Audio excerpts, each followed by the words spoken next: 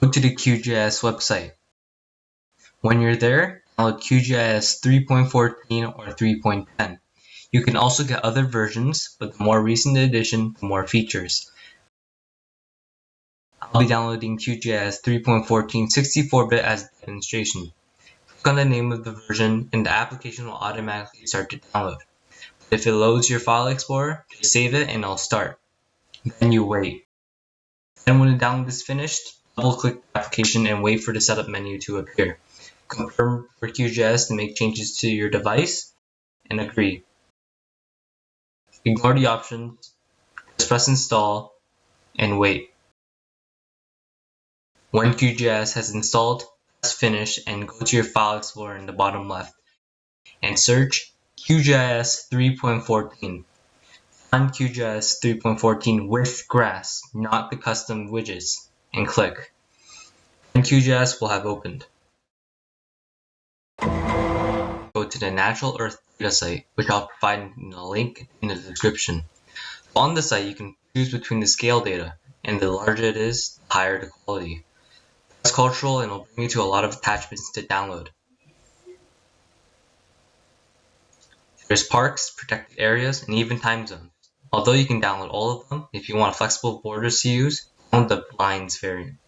As you can see in the disputed areas, it's best to get the boundary lines. This goes the same for the provinces. And to download them is very simple.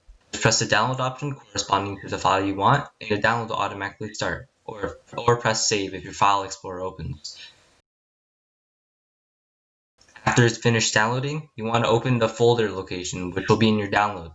Right-click it and press Extract All, and extract the folder to your GIS database. This will be found in your documents.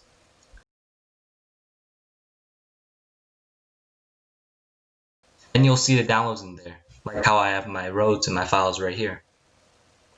And in QGIS, you can look for your documents on the browser on the left. I already have it saved to my favorites, but it's not hard to find. If you want the coastlines of the maps, go to Physical on the download page and download the coastline. You can also download the other files shown. If you want the terrain for a map, just go to the download page and go to Raster.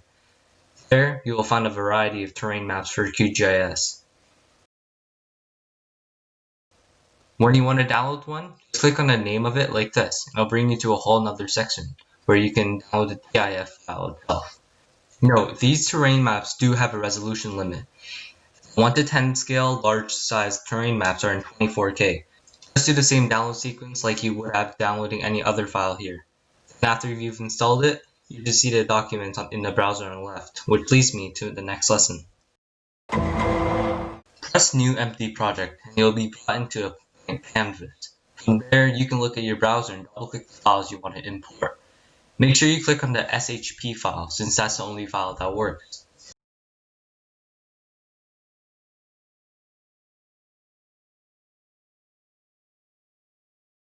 Once you've imported your shape file, you can right-click the layer on the bottom left and go to its properties.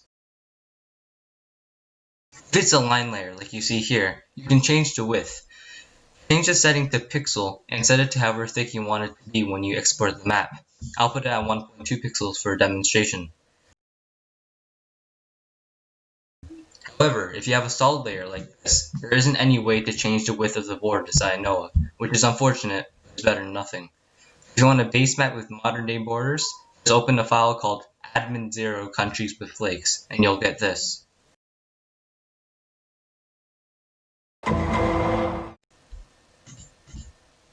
If you want to change the projection, go to the globe in the bottom right of the screen. Press that and it'll bring you to a screen like this. At the top you can search for the projections. The middle is your recently opened ones, and the bottom is the search results or a list if you haven't searched anything. If you want a Mercator projection, just search Mercator and find WGS84 pseudo Mercator. And click on it, and then press apply at the bottom right of the tab. Then press OK, and you will see that your world has changed projections.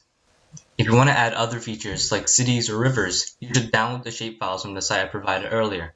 Look in your browser, and when you find the shapefile, double click it and it will load as a separate layer, like what I just did with the populated areas. You can also add labels to the cities by right-clicking the layer and go into Properties. Go into Labels and selecting Single Labels and press Apply. Experiment with these and get a result you're pleased with.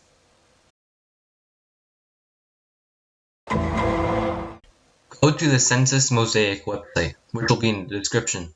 Make an account, then download the files you want. After they're done downloading, extract the file to your GIS database or a different folder for organization.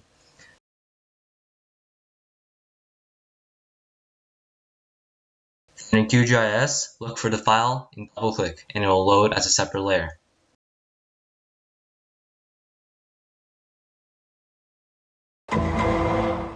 When you're done with the map, go to the project in the top left. Go down to New Print Layout. You can also press Ctrl P if you're on Windows. Leave it as empty and press OK. Then you'll be brought to a tab like this. Click the canvas and press Page Properties. Then you'll see Page Size on the right. It will automatically set the dimensions to the A4 ratio, but you can also change it like this. And select the dimensions you like. And after you're done that, on the left side, you'll see a bunch of options. Click on Add Map and hold left click and drag the corners like this. And after you have the layout, go to the top left and click Layout. Then go down and find Export as Image.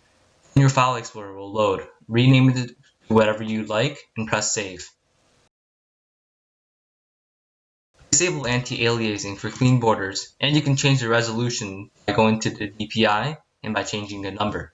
It will automatically be set to 300, which is a 2K map, but you can change it to whatever you want. 1300 for 8K, 2500 for 16K, and so on. So beware of your PC's capabilities, because QGIS can crash your PC if it isn't good enough to hold such a powerful file. After you've exported your map, you can close the tab, and without moving anything on your canvas, bring in another layer, like the terrain. You do the same process again.